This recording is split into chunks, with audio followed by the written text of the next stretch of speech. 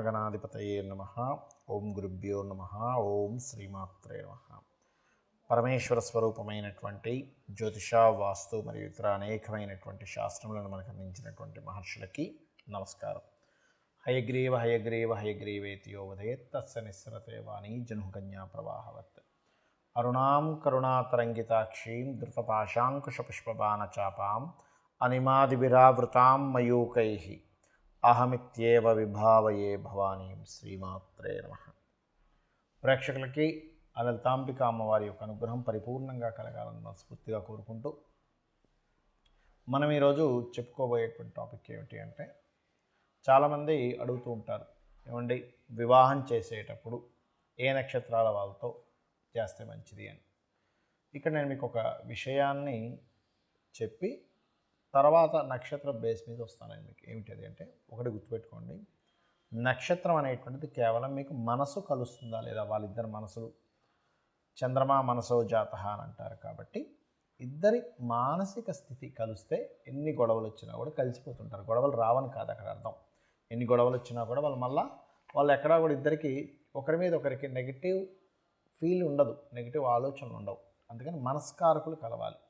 అది ఏ నక్షత్రము వారికి ఏ నక్షత్రం వారితో మనస్కారకులు కలుస్తారు అనేటువంటి విషయాన్ని ఇవాళ మనం చెప్పుకుందాం.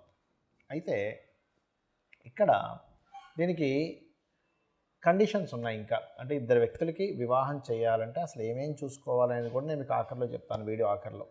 కాకపోతే మొదట్లో మాత్రం మీది అశ్విని అనుకోండి, అశ్విని నక్షత్రం వల్ల ఏ నక్షత్రం వాళ్ళతో ఒక స్టెప్, అంటే ఫస్ట్ మనసులు కలిసే స్టెప్, అసలు ఏ నక్షత్రం వారిలో జాతకం చూసుకోవాలి. ఫస్ట్ స్టెప్ ఉంటుంది కదా, నేను ఏ నక్షత్రంతో చూసుకుంటే మంచిది అని ఉంటుంది. అలా నేను మీకు చెప్పబోతున్నాను ఇప్పుడు నేను మీకు. సో మనం ఒక్కొక్క నక్షత్ర రీత్యా ఒక్కొక్క రాశి రీత్యా చూసుకుందాం. ధనుర్రాశి, ధనుసు రాశిలో ఉండేటువంటి నక్షత్రాలు చూసుకున్నట్లయితే మూలా నక్షత్రం ఉంటుంది. చాలామందికి తెలియక మూలా నక్షత్రం మంచిది కాదేమో అనుకుంటారు. అది ఏమి ఉండదండి. వివాహ జీవితం బాగుండే గ్రహస్థితి బాగుండాలి. కాబట్టి మూలా నక్షత్రము, పూర్వాషాఢ నక్షత్రము మరియు ఉత్తరాషాఢ 1వ పాదము, ఈ నక్షత్రాలు ఇందులో ఉంటాయి. కాబట్టి ఈ నక్షత్రాల వారు ఏ నక్షత్రం వారితో వివాహ సంబంధం కుదుర్చుకోవడానికి, ముఖ్యంగా ఇద్దరు మనసులు కలవడానికి ఏ నక్షత్రాలతో బాగుంటాయో చూసుకుందాం. అందులో మొట్టమొదటిగా మూలా నక్షత్రం నుంచి మొదలు పెడదాం. ఈ మూలా నక్షత్రం వారు కృత్తిక 4 పాదాల వారితో మనసులు కలుస్తాయి. మరియు చూసుకున్నట్లయితే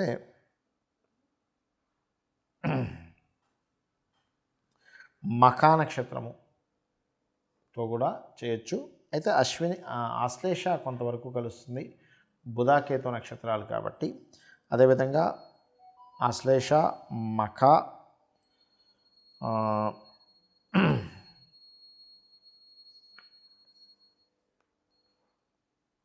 చిత్త, విశాఖ, అలాగే మూలాతో మూలా కూడా చేయొచ్చు. చాలామంది ఏంటంటే ఏక నక్షత్రం చేయొచ్చు అంటూ ఉంటారు. పెద్ద ప్రమాదం ఏం కాదు.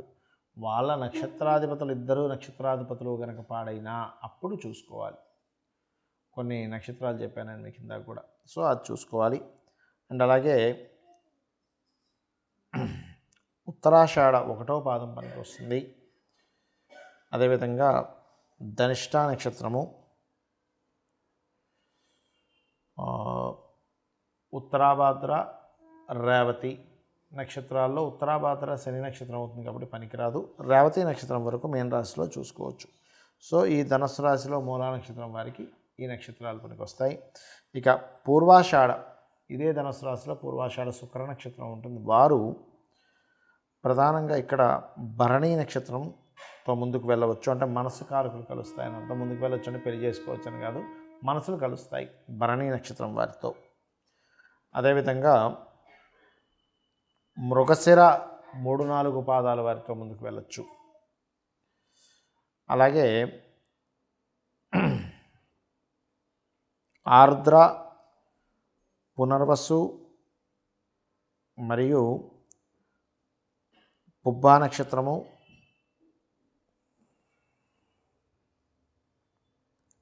అలాగే స్వాతి నక్షత్రము, విశాఖ నక్షత్రము, అంటే మొత్తం 4 పాదాలండి విశాఖ నక్షత్రం.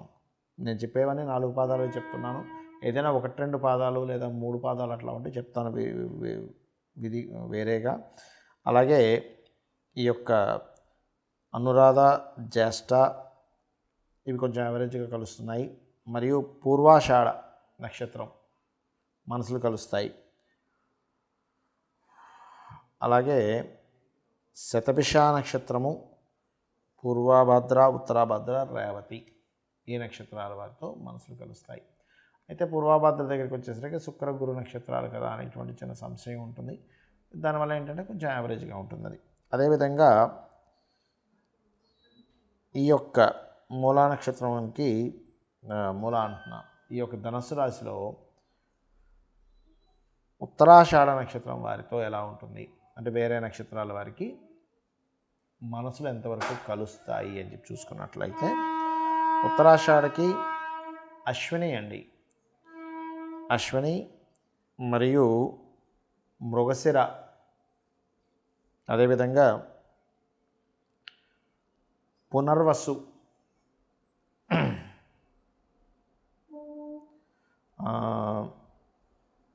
పునర్వసు నక్షత్రము, ఉత్తర, హస్త, చిత్త, అలాగే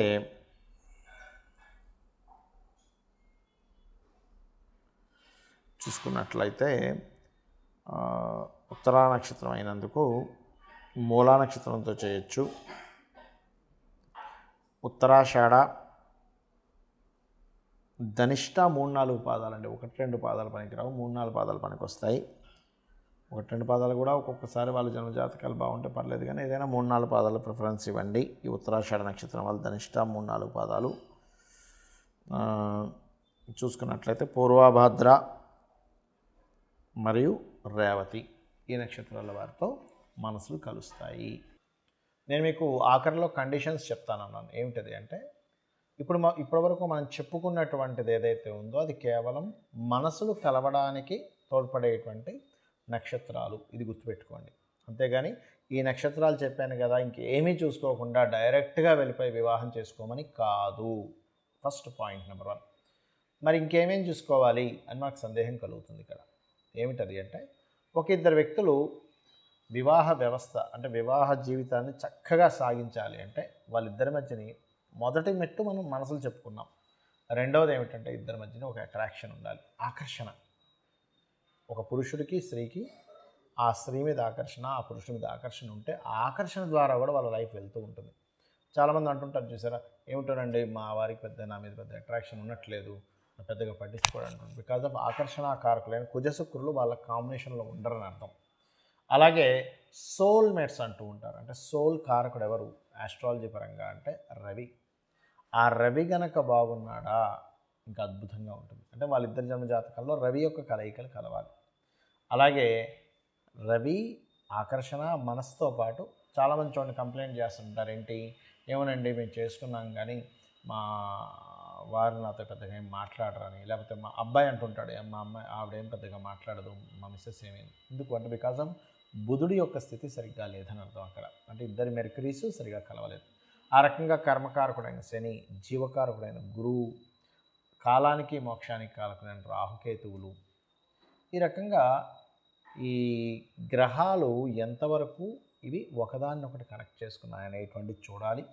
దీంతో పాటు ఇంకా ముఖ్యమైనటువంటి విషయం ఏమిటి అంటే ఒక అమ్మాయి అబ్బాయిని వివాహం చేసుకునేటప్పుడు అబ్బాయి పర్సనల్ చార్ట్ని చూసుకోవాలి. అంటే ఏమేమి చూసుకోవాలి అందులో అంటే అబ్బాయి యొక్క లగ్నం అంటే అబ్బాయి యొక్క తత్వం ఏమిటి, అబ్బాయి ఎలాంటి వ్యక్తి, అమాయకుడా, గొడవలు చేసే వ్యక్తా, లేకపోతే బాగా మనీ మైండెడా, బాగా ఎక్కువ లవింగ్ నేచరా, లేకపోతే వర్కింగ్ నేచరా. కొంతమందికి వర్కాలిక్ ఉంటారు, అది బిజినెస్ మైండెడ్ ఉంటారు, కొంతమంది భయస్థులు ఉంటారు, కొంతమంది విపరీతమైన కోప స్వభావం ఉంటారు.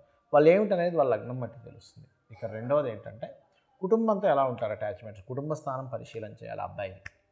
అదేవిధంగా సంతానం, ఎందుకంటే ఇక్కడ అమ్మాయి జాతకంలో కొద్దిగా సంతానం వీక్గా ఉంది, అబ్బాయి జాతకం కూడా వీక్ ఉంటే సంతానం పొందరు, దానివల్ల సంతానం కలగకపోతే ప్రాబ్లం. కాబట్టి ఇద్దరి సంతాన స్థానాలు ఒకరిది కొంచెం తక్కువ ఉన్నా ఒకరిది కొంచెం బాగుంటే కనెక్ట్ అవుతుంది. అలాగే దీంతోపాటు వివాహ స్థానము, వివాహ జీవిత స్థానం ఈజ్ మోస్ట్ ఇంపార్టెంట్ పర్సనల్ చార్ట్లో. అంటే వివాహ జీవిత భాగస్వామితో ఎలా ఉంటాడు, ఈ అబ్బాయితో రిలేషన్స్ ఎలా ఉంటాయి, వివాహం తర్వాత లైఫ్ ఎలా సాగుతుంది అనేటువంటిది చూడాలి. ఇవన్నీ సప్తమ స్థానము 12వ స్థానాల్లో ఉంటుంది.